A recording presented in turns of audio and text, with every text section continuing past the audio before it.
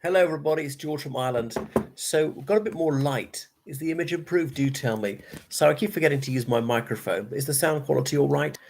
Anyhow, so this is about the Israel-Palestine conflict. Of course, Israel's fighting against Hamas, not the whole of Palestine. It's rather quiet in the West Bank. But anyway, today, over 14 Israeli hostages were freed. 9 of whom were children. Some of them are dual citizens of other countries. For example, one of them is a Russian, and Hamas said that they set him at liberty in recognition of President Putin's humanitarianism and Russia's avocation for Palestinian freedom and so forth. So Putin will be happy with that one.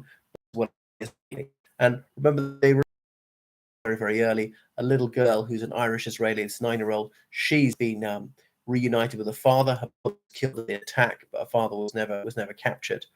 So obviously, it's great that these civilians are free, and Israel has set free 39 Palestinian prisoners, women and children. Now, I say children, I mean little. Some of them are like age 17, who allegedly were preparing bombs against Israel and stuff like that.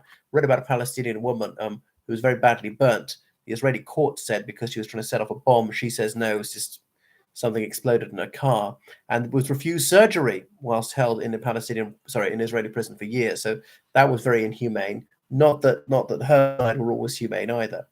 Um, anyway, so it's great that these people have, and obviously there have been aid trucks have been allowed in. So was it 200 aid trucks to go in? Now some people in Gaza are saying that Israel's not allowing enough aid trucks in, but the hostages are freed. They're initially given to the Red Cross, and then brought across into Egypt, and then back into Israel. So they've negotiated this. They've used Qatar and Egypt as go-betweens. Now Qatar can't really be an honest broker because the Qataris are, how to put it, well, they're obviously lean towards Hamas. They're actually the treasurer, if not the armor of Hamas, and Hamas has its headquarters there beyond the long arm of Mossad. Well, the Mossad was able to kill some Palestinian militant leader in Dubai way back in about 2010, so they could conceivably strike one in Doha as well. Um, but anyway, so why is Hamas doing this? Obviously, they want some sort of let up in the attacks and the blockade, and there's a 4-day truce. We'll see whether it's holds, but it's shaky. And Benjamin Netanyahu said his objectives were twofold. First of all, to obliterate Hamas, and second of all, to free all the hostages. They found at least one of them dead.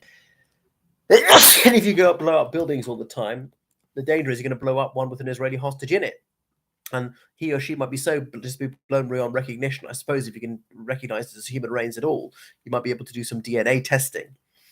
So attempting to rescue the hostages otherwise was not working. Now, Palestinians would often say the 6,000 Palestinian prisoners in Israeli jails, that they are freedom fighters, or in fact that they're hostages, not that Israel kills them once it has them in prison. Bargaining chips because they say the Israeli courts are completely biased against them. Of course, you're not going to get a fair trial from your deadly enemy during this kind of internecine conflict. I mean, if an Israeli was put on trial before a Palestinian court, I don't think he or she would expect a fair trial. Anyway, so it's good people have been freed. Now, the Taoiseach, that's as in the Prime Minister of the Republic of Ireland, Dr. Leo Varadkar, a man who's honoured to have met me many moons ago, and he talked about the Irish Israeli child who was freed and said, she was lost for a while. That was the only word he said. He said nothing about hostage, I've been kidnapped, or Hamas. I said it was a terrorist organization. So the Irish ambassador to the state of Israel was summoned for a dressing down because they felt this was minimizing, excusing terrorism and so on. And obviously, it's against various international conventions to take civilian hostages like this. And so they've been freed.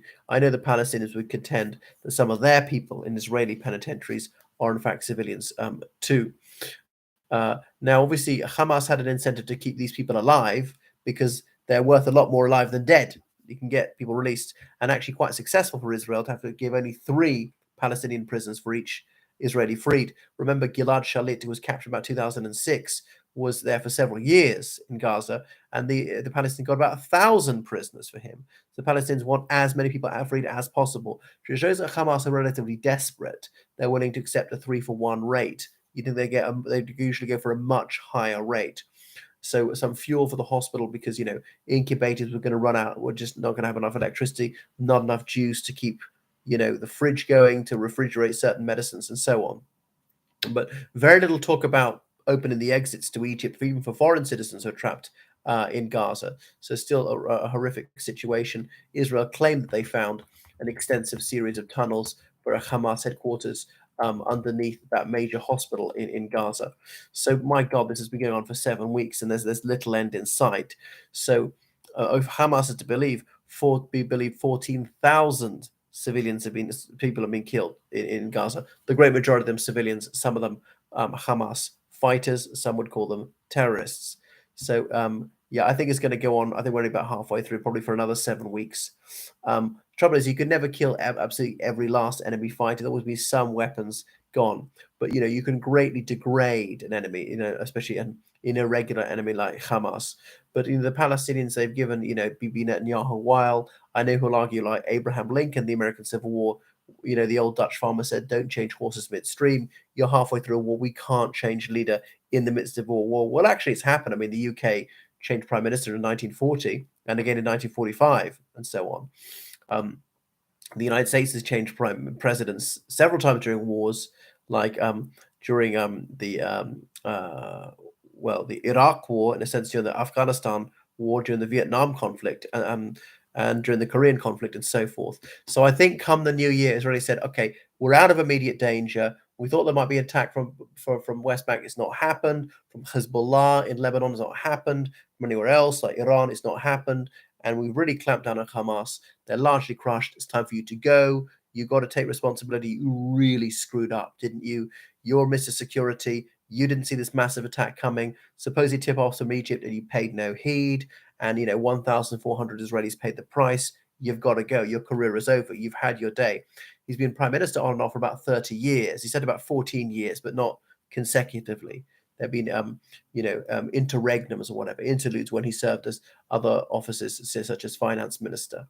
Okay, so it's going on, and there'll be more. There are more of these deals. So Palestinians are jubilant; they've got at least some of their people free from prison, and they're waving the Hamas flag. And I might say, well, had Hamas not taken all these hostages, these people would have languished in Israeli dungeons for many, many years to come.